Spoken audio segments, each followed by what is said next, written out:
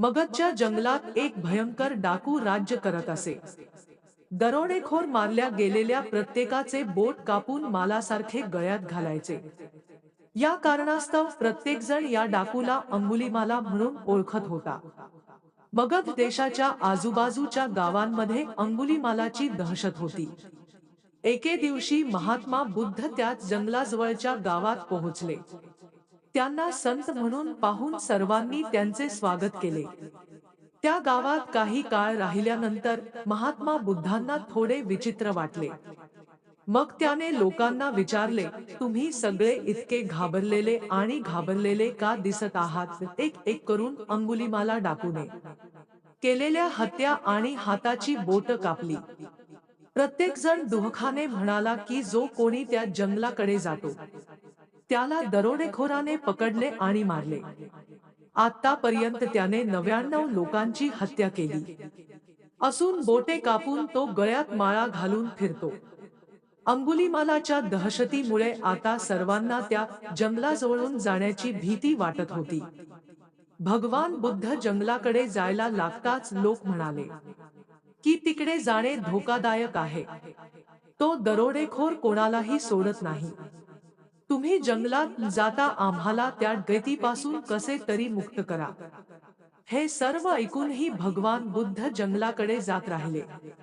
काही वेळात भगवान बुद्ध जंगलात पोहोचले. एका महात्माच्या वेशात जंगलात एक व्यक्ती पाहून अंगुलीमाला आश्चर्य वाटले.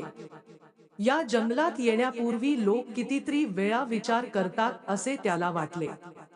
ते आले तरी एकटे येत नाहीत आणि घाबरतात. हा महात्मा एकटाच जंगलात बिनधास्त हिंडत असतो. अंगुलीमालाला असे झाले की त्याला संपवल्यानंतर मी त्याचे बोट कापून टाकीन.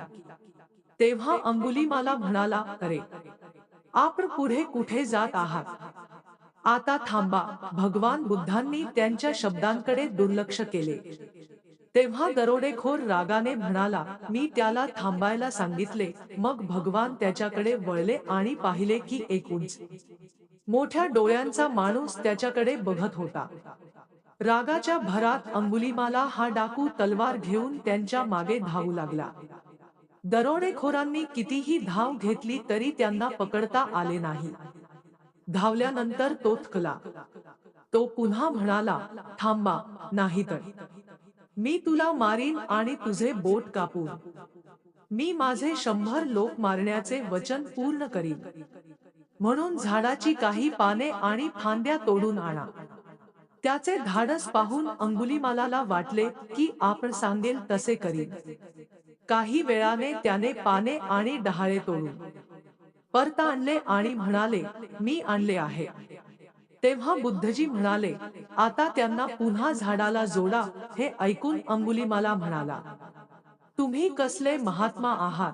तुटलेली गोष्ट परत एकत्र ठेवता येत नाही हे तुम्हाला माहित नाही का? भगवान बुद्ध म्हणाले की मी तुम्हाला समजावून सांगू इच्छितो की जेव्हा तुमच्यात एखाद्या गोष्टीत सामील होण्याची शक्ती नसते तेव्हा तुम्हाला काहीही तोडण्याचा अधिकार नाही. जर तुमच्यात एखाद्याला जीवदान देण्याची क्षमता नसेल तर तुम्हाला मारण्याचा अधिकार नाही. हे सर्व ऐकून अंगुलीमालाने त्याच्या हातातून शस्त्र सोडले. देव पुढे म्हणाले, तू मला थांबायला सांगत होतास. मी बराच काळ स्थिर आहे. तूच स्थिर नाहीस. अंगुलीमाला म्हणाले, मी एका जागी उभा आहे. मग मी अस्थिर कसे झालो? आणि तेव्हापासून तुम्ही फिरत आहात. हे सर्व ऐकून अंगुलीमाला लुटारूचे डोळे उघडले आणि तो म्हणाला, आजपासून मी कोणतेही अधर्म करणार नाही. रडत अंगुलीमाला लुटारू भगवान बुद्धांच्या पाया पडला. त्याच दिवशी अंगुलीमाला दुष्टाचा मार्ग सोडून महान साधू बनला. कथेतून शिकवण: माणसाला योग्य मार्गदर्शन मिळाल्यावर तो वाईटाचा मार्ग सोडून चांगुलपणाचा मार्ग निवडतो.